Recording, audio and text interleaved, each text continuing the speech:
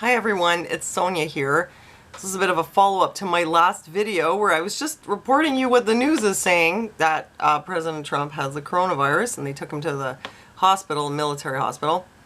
So I wanted to respond a little bit to some of the things that people brought up in the comments concerning whether he could be faking, and also the issue of whether maybe it could be actually an assassination attempt. So before I start, I just want to remind you, I still have available these ClO2 pouches, which remove odors by eliminating viruses, bacteria, fungus, and mold. And also I have ClO2 water purification tabs. One tab purifies 10 gallons of water. Those are hard to come by now because all the prepper stores are sold out, but I still have them. And if you order through the link below, you get 15% off and no shipping and handling on a 3-pack of pouches. So if you're interested, please click the link below for more information. So, okay, there have been a lot of people saying that they think that Trump could be faking having coronavirus. I think Michael Moore is one of the main people who is saying this, but it's really going around. There are some people that whatever they hear in the news, they automatically assume the opposite is true. So if Trump says he has coronavirus, he doesn't have coronavirus. You know, if Trump says he has a stomach ulcer, he doesn't have a stomach ulcer.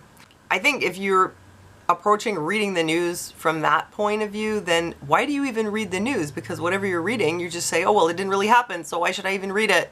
I'm just going to go do something else, which might be a better use of your time. Here's why I don't think Trump is faking having the coronavirus. Not that I think it's a dangerous virus. Like, let's get this straight. You know, everybody knows it's just like another flu, basically.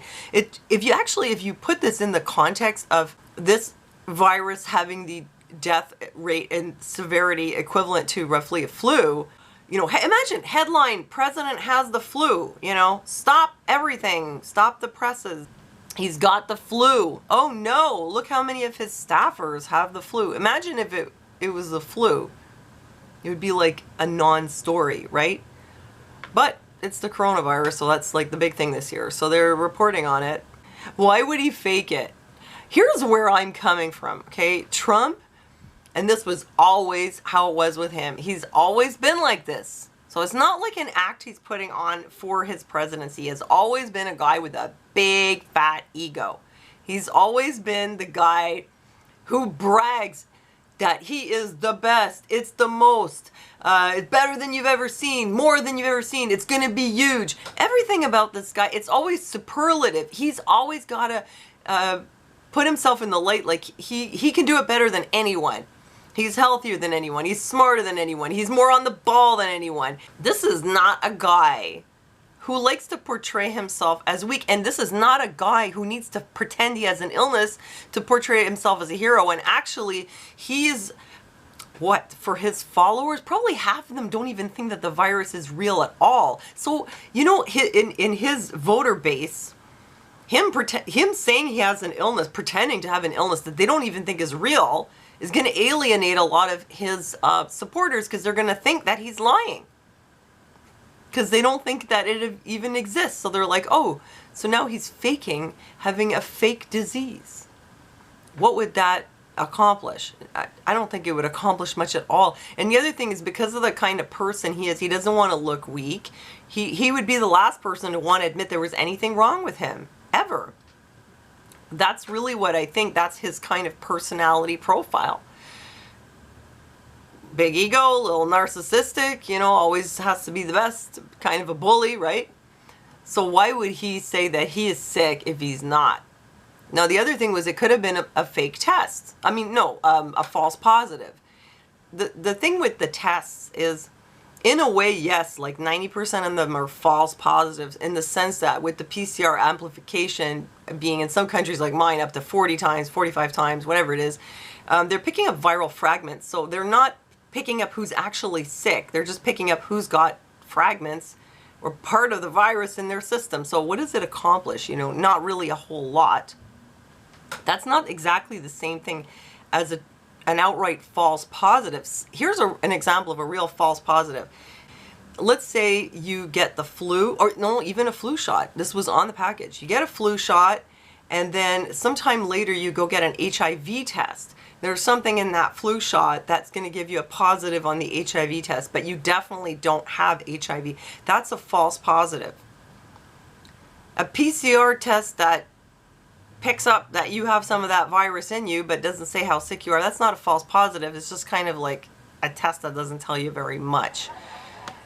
Now, the other thing is that a lot of people in his entourage, people who were at that conference at the Rose Garden, a lot of those people got sick.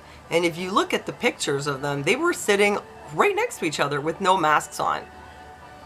Which, you know, if you think about it, like, the issue here is that they have one standard for us and then one standard for them. Just like, you know, go to the hairdresser, don't put your mask on. Go to the airport, don't put your mask on, but everybody else has to do it.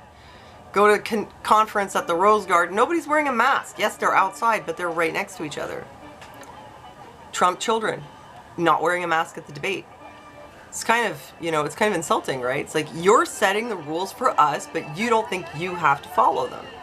So I don't think it's such a stretch that people who went to this conference passed this virus around to each other, much to their embarrassment probably, because it goes to show that they're not following the rules, and now guess what? They're all passing that virus around.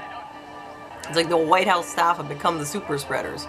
And even the president, I don't think that that's something he would want to fake.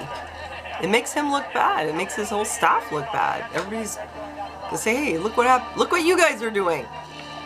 So I don't see what he stands to gain at all in terms of, you know, his personality and his ego, or how it makes his administration, his staff look. He doesn't need to play the hero by being sick. Why? His voters don't even think it exists, or they don't even think it's serious. His voters are the ones who want to end the lockdown. What does he gain by pretending he has this mild virus? Nothing. Nothing as far as I can tell. That's why I don't buy it. I don't care what Michael Moore says. Oh yeah, I was going to say that test, that it doesn't pick up really how sick you are. Let's say he took the test and it's a false positive, like it's a positive that is picking up viral fragments. I kind of doubt it because he gets tested a lot. So if he had those viral fragments, he would have had them before too. And he is saying that he has mild symptoms. I think he had a low fever, headache, a cough or something. Okay, so if he has all negative tests and then this one's negative and then, oh, it just so happens he has a cold at the same time. I mean, why assume that? Maybe he just got the coronavirus. Big deal, okay?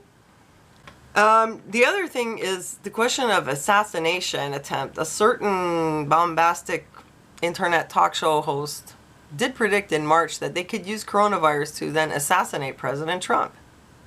This is something that I think is more serious, but people will always speculate. They'll always start with the worst case and work backwards. So where I'm coming from is that's all possible, but let's not assume it's true. We don't know.